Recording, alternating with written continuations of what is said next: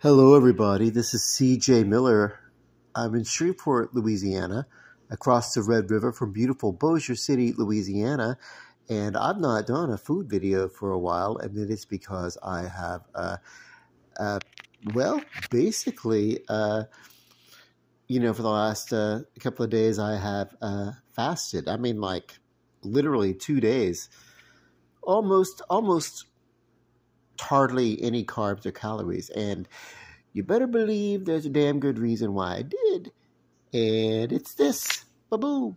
Ha. So, this is a chicken thigh that I fried, and that's great. And you might be surprised to know that there's not many ingredients here. It's a chicken thigh, but what I did was I used some sage.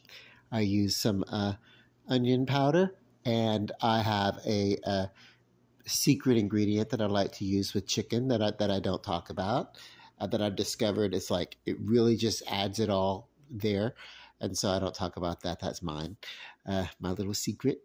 And then basically a couple of other bits. There's a little bit of just a little bit of when I was making these potatoes that I'll get into. There's a little bit of the cream sauce that I put after I put those herbs on. Then I put a little bit of that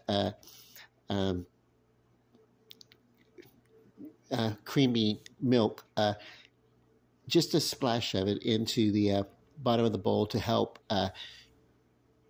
stick those herbs to the chicken. And then, of course, I use the self-rising flour and fried in canola oil till done, slow fried, but on high heat and everything in a big skillet. That's great. It's very delicious chicken. But this is the star of the show, not the chicken. I've made chicken before. These very thin slices of alternating red skin potato and russet potato, and in between the layers are green onion and also large amounts of let's get in here and look at this. Yeah, there's a lot of green onion in here, and powdered onion as well. And so I did those layers, the layers of the onion and the potatoes, and on the stove I warmed up half a cup of flour, all-purpose flour, with equal amount, possibly about a stick of unsalted sweet cream butter, and then used black pepper, onion powder, and just a bit of sage, but really a lot of black pepper here.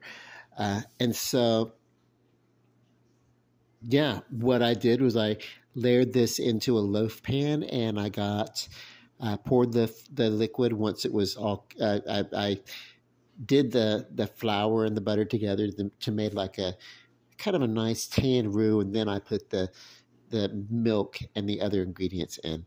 And so basically we got this wonderful, very delicious, because I've already pre-tasted, thank you,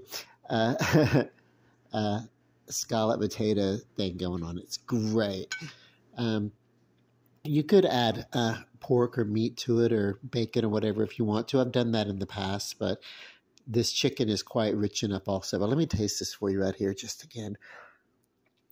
And the reason why I know it tastes good is because I made a video just like this. And of course, as I was eating, the video cut out, and I was like, oh my God, making one of the most delicious plates in recent time. I'm wanting to share this, kind of a mukbang it with my people. And basically what happens is the video cuts off. I don't know. I do not know.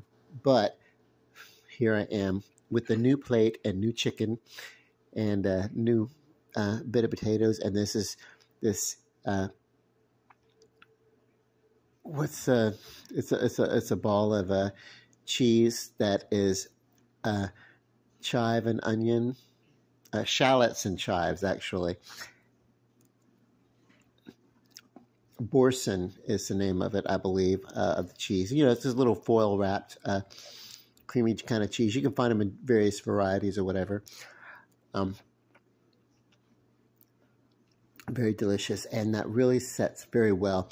You actually could take that and put it through the layers of these potatoes if you wanted to, but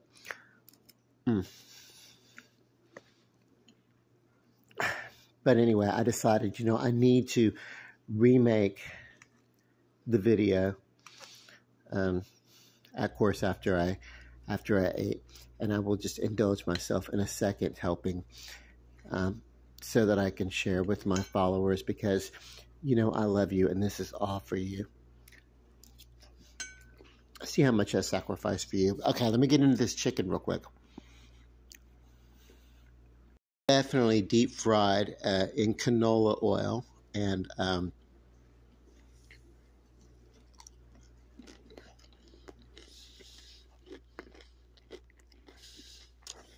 okay, crunchy.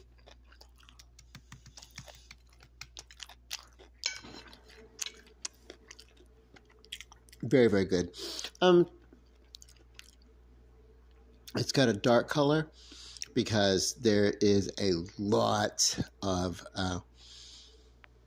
green herb involved in the batter.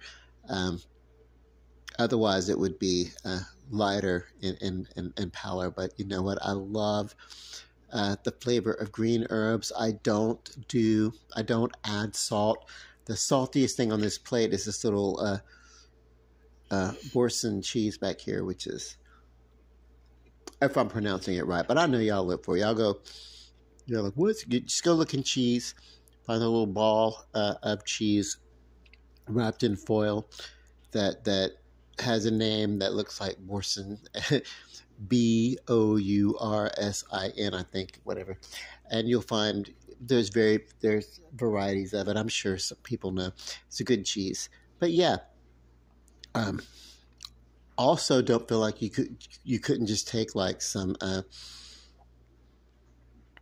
you know, some onion soup mix, and that you couldn't just fold into cream cheese, maybe with just a little bit of you know, creme fraiche or sour cream to help block it if you wanted to, and you would come up with a very similar product there, especially if you were to chop in a couple of green shallots, and if you really want to get fancy with it, chop up a little bit of a water chestnut and blend it in. But woo, okay, this is delicious. Let me get to finishing this. It's kind of like my second plate, and the reason why is because, you know, I can do that because I, you know, since I am the the proprietor of my own body, if I decide I want to loosen things, I'm serious. I fried chicken for about 4 hours today because that's, you know, frying, and then you have to monitor the heat, and you want to keep, you know, when you take the chicken out, then you've got to reheat the oil because you do lose temperature and everything. You don't want to put chicken in cold grease. It ruins the crispiness of it. So yeah, but yeah, I had a whole huge thing of chicken thighs. It's probably about 3 pounds worth of chicken thighs, and I just kind of like, you know what? I'm going to go through all this trouble. I'm just going to fry them all up so that I'll have them for a couple of days. And you know what? What's great about this leftover kind of chicken is leftover chicken is that it works wonders. You can put it in a brown gravy if you want, and serve it over rice, and have like smothered chicken with rice and everything. It's really kind of cool. So for the next, for this weekend, I'll just be kind of like, you know, just, you know, straight up country, you know, back of the trailer park kind of food for me. You almost got biscuits. Yeah, I almost pulled some biscuits, but then I figured, you know what? The carbs, they're enough, you know. The chicken is really just an excuse to get to these potatoes. And these are two, there's two different types of potatoes in here, by the way. This is a russet. Come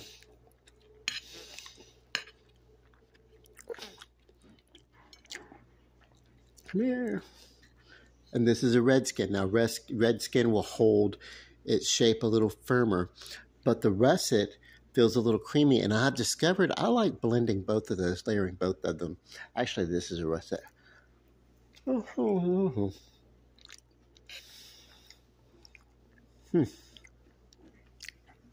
This is a redskin. I was able to get a redskin, especially. Is this a redskin? I can't tell. Maybe when it cooks, they all become. Now that's russet. No. It's hard to tell. They're both covered. All right. There's a redskin. There's a redskin because the russet is a lighter color than the skin. So that's the texture of it. This really does hold its texture a little bit better than a russet in something like this. But I like the creaminess of a russet. So layers of both, alternating layers. I think it's going to be like a wonderful thing. I think I will try to do that from now on. Yeah, you know. And yay. And look at these big chunks of shallots in here. Now, so when I was a teen and a kid, I hated onions. And I knew there was onion in a lot of product, a lot of seasoning blends and stuff like that, and that didn't faze me as much. But when something was really potently onion, you know. And by the way, there's a lot of garlic in these potatoes as well. If you know me, you know I love garlic. But I used to just, you know, I wouldn't eat it. If it had onion, I wouldn't eat it. And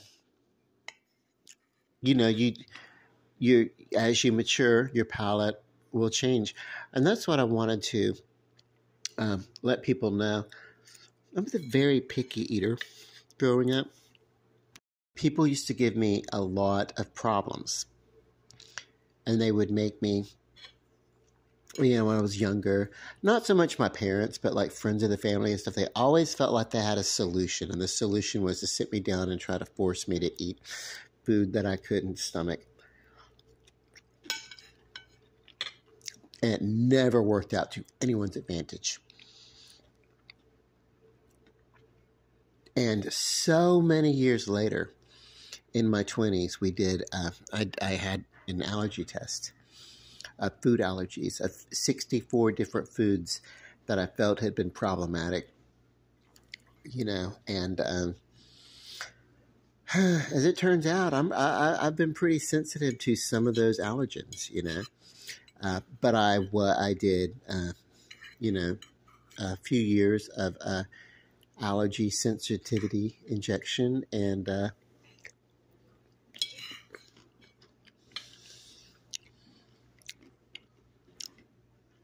onion is one of the things that I now find enjoyable as a result of that. It turned out to be one of my allergens, you know, which is so weird.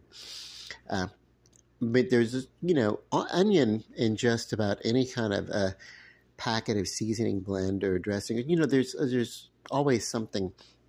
But to have it in large amounts like this, it never would have sat right with me. With my biology and everything like that, you know, the allergy would have it would have been. Although I didn't know that's what it was, all I knew was that it did not work with my palate when I tasted it, and I didn't like the sensation, a feeling that it gave to my mouth and my throat. I didn't know how to express it or talk about it, and it was an allergy. There are other things, corn. Well, um, that's so weird that because normally you eat like a breakfast cereal as a kid or something if it's popped, puffed corn or something like that. It's usually a much smaller amount of corn, like popcorn or whatever. But I've always leaned towards potato chips versus corn chips when I was growing up. Always. And it just, and then I remember um, I've always had a little bit of an issue with reflux when it comes to like cornmeal battered like catfish or something, which I love, by the way. But so um, the allergy shots helped with that also.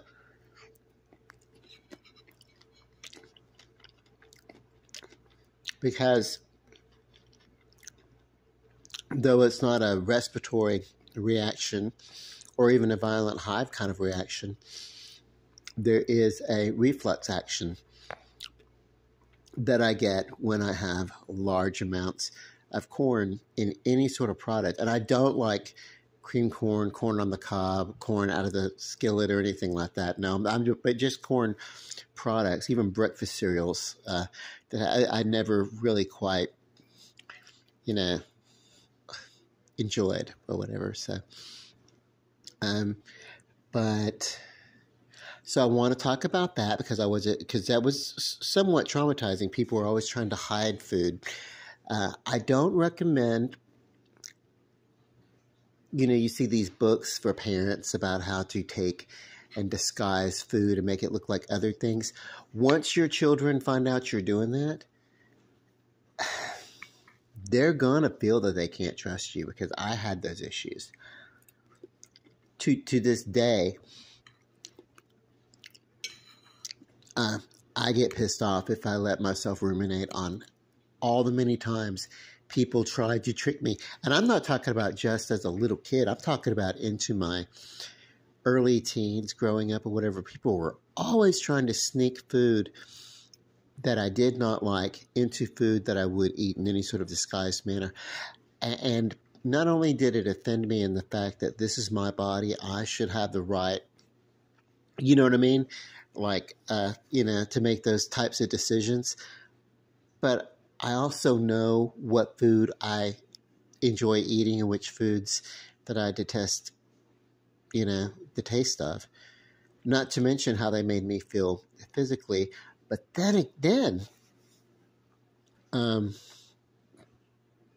that's kind of, as I'm talking about like, I'm talking about 16, 17 years old, people will be trying to spike my food with things that and it was just, if I ask you what's in, just whatever. So it's a whole like distrust thing that I try to still try to process and deal with. And I know people didn't mean anything by it. We also didn't have the medical, someone. It was part of my job, at the time in my 20s that I had the health care and insurance, and so I was able to go to an allergist and discover all these things that were wrong. And then it really opened up a new way of me thinking of food for my palate, new things that I could enjoy that I wouldn't have thought of before. And so what else?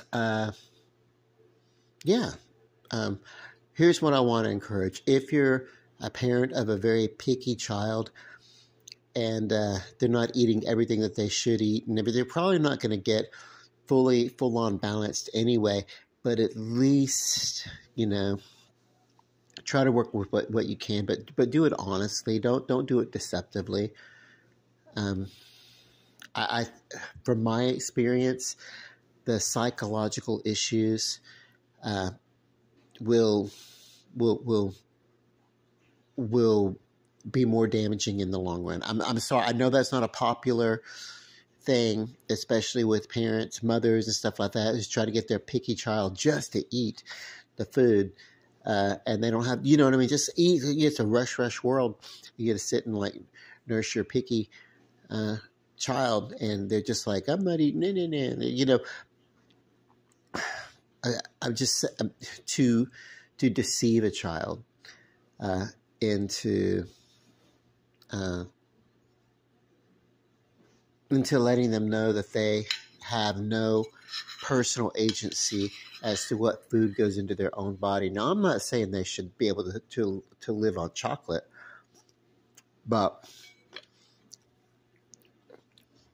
however it is that you resolve the issues with the picky eater from a psychological standpoint, do it honestly, because otherwise your child will grow up knowing that it's not within the realm of possibility that you will lie to them about something that is important, you know. So, you know, if it's the easier answer, if it's the easier way to go. So that's my psychological BS, but I'm sharing it, and you can avoid that just by being honest and saying, you know what, this is what's good for you, and the child's picky. You know that maybe their palate will mature and change. Possibly, there are food allergies. The reason why people didn't know about all these food allergies, 40 years ago is because we didn't have the medical tests and things that we do now. I've heard comedians talk about celiac disease and how, they mostly make fun of that. Well, I don't have that issue. It's one that I don't have. That's why there's breading. That's why I have to struggle with not eating bread, but because I love bread. But that's a real thing, So, but we didn't know about it decades ago in the way that we know about it now. So,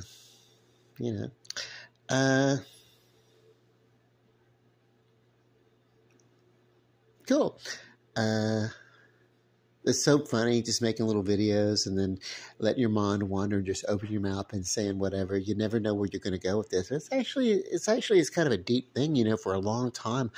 Even when someone would try to kind of push food on me that I wouldn't like, my reaction was probably more than it should have been because I was reacting with the insecurities of a young person not having control over what I was going to eat when people try to push food onto me or something like that. Like here, you love these beans. And it's like, no, I don't. I really don't.